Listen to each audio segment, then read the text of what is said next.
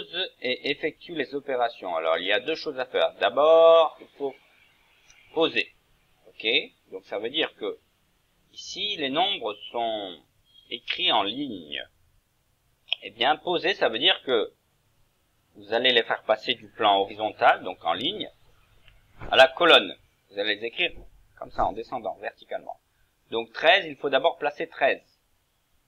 Ici, là, 13, une dizaine, 3 unités. Et 16, le plus il est déjà. Et 16, en dessous, puisqu'il vient à droite. Il vient après le 13, donc il sera en dessous. 1 et 6. Et après, vous pouvez ajouter. Pareil, là aussi. Vous posez d'abord ces deux nombres dans l'addition en colonne.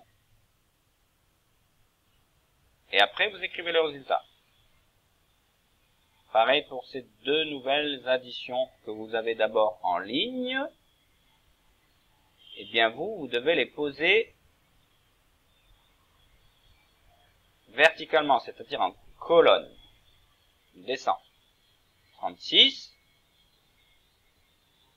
ici, plus 42. 42 vient après, en dessous dans la colonne. Et le trait, c'est le égal. Donc, c'est le trait de l'égalité. En dessous de ce trait, vous écrivez le résultat. Combien ça fait? Le résultat de l'addition, ça s'appelle la somme. Pareil là, 73 plus 15. 73 plus 15. À vous de trouver le résultat. Et enfin, dernier exercice, calcule le nombre de crayons. Alors, calcule le nombre de crayons, ici, ça veut dire que, implicitement, vous devez les ajouter. Parce que vous avez deux quantités de crayons. Vous avez 17 crayons et 22 crayons. Et là, comme depuis le début, on fait des additions, il ne faut pas les soustraire. Il faut les ajouter. Ça veut dire les mettre ensemble.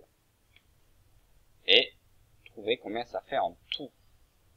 Ok? Et comme on est au stade des additions posées, il faut poser, pareil, 17 et 22. Ou 22 plus 17. Mais en colonne. Écrivez 17 plus 22. Vous trouvez le résultat.